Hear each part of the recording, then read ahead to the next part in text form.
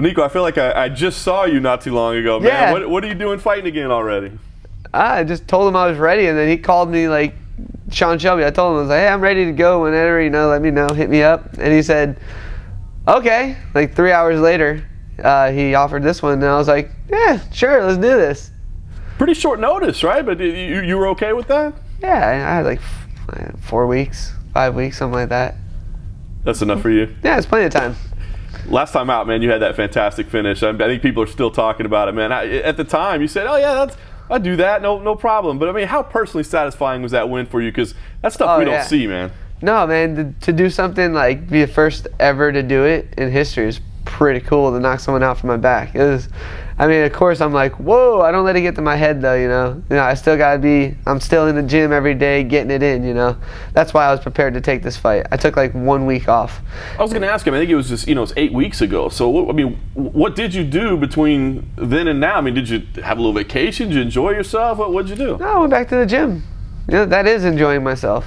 You know, we just opened the new gym, Futures MMA, so we got to make sure that thing's running, and we got to be in that gym. You know, I won that fight in a pretty cool way, so I got to be back in the gym. My face has to be there, because if my face not there, everyone's going to be like, oh, I thought Niko trained here, you know, so I got to be there. Are you mentioned it last time opening the gym. Are you part owner in that? Or yeah, me and my coach, Jeremiah Rodriguez, we opened it up, and, you know, I sit there and I smile on camera. You know, people know that we train hard there, you know. All my coaching, of course, is from him and all the other coaches from there. You know, I don't take none of the glory from that. You know, I believe in my coaches, you know, and we have the best coaching. Well, I have the best coaching, so I have no worries whoever I step in there with. So how tough is that for you? I mean, a business owner, sometimes we hear about guys stepping away a little bit because they're trying to get things established or whatever. You're doing the exact opposite. You're saying, I'm going to stay as busy as I can. No, we started it together, you know, like I'm there. I help train the people, you know, and I'm in the gym all the time. You know, the business part, I'm not too much of that. I don't know much of the system or none of that, you know. But, you know, my coach, his wife, my wife, we all just go in there and we just tackle it as a team. And we do what we got to do to survive, you know. We're there to, and then create more UFC fighters from our area. You know, I'm trying to help everyone. You know, I don't want to be the only one from Cape Coral in the UFC. I want to create millions, you know. I want to hundreds, everyone, as many people as you can. You got somebody watching those numbers for you, though, right? You got somebody auditing the accountant. Well, yeah, that's them. They take care of the business. I'm not the businessman. I'm just get in there. I'll show you how to work hard. You know, I'll do what they tell me to do, and I don't talk back. I'm there, and I want to be the greatest. So to be the greatest, you got to be coachable. Very cool. So you said, hey, I'm ready to fight. They offer you Razak Al-Hassan. What'd you know about him? Another guy, another fighter. He hits hard just like all of us. I hit hard, you know, and yeah, just another name on the list that I'm going to take to the top. Had you watched him fight at all before you got the matchup? Oh, yeah. Yeah, he fought Homasi, Sabah Homasi. I've actually trained with him over when I used to be part of American Top Team, but not anymore. He's a great guy. You know, I had nothing against him. He's a cool guy. But I just believe I can do stuff. You know, I believe in myself and I believe in my coaching staff, like I said. And I'm here to get it done. I'm not here to play, you know that. I don't go in there to wait for the judges to decide my stuff. Right. No. Well, that's why I wonder, because I mean, obviously he doesn't either. And I think when they announced this fight, I know me personally, it was like, oh wow, this is going to be insane. Do you get that kind of, when you see like they're matching me up with a guy who I think is probably just like me in terms of aggression, craziness, you know, looking to finish a fight? Does that excite you? Oh yeah, you put me in there, I'm gonna compete to what you put me against.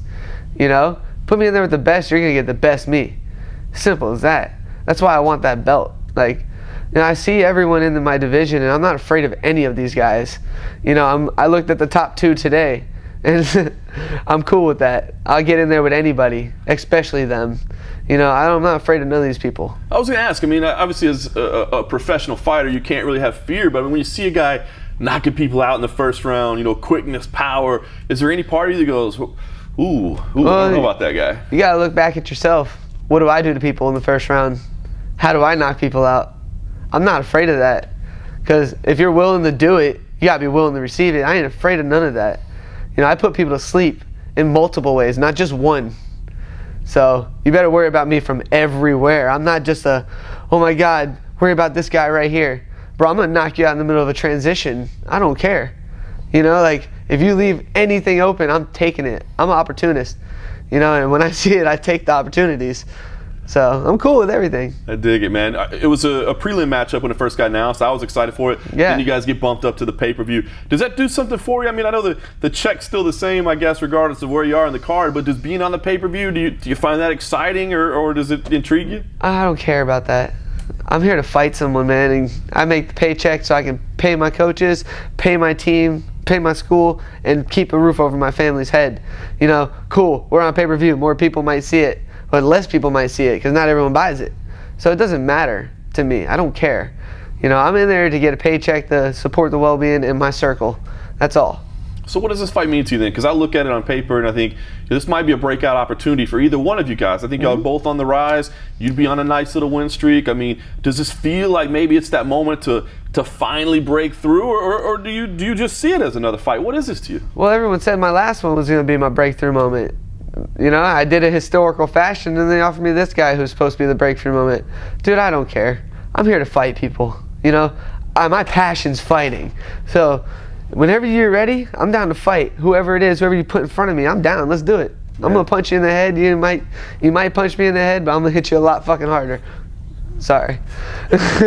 Well, I tell you, I mean, I think this fight, I don't see any way that it's gonna be boring. I think it's gonna be exciting. No. I wonder. I mean, can you visualize this? Do you play this now? Because you guys are both pretty exciting guys. I mean, how do you see this thing going?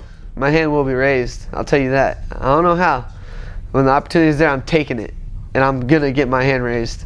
So I hope he trained hard, because I haven't seen my kids in 3 weeks. So I'm ready to go home, and I'm going home happy.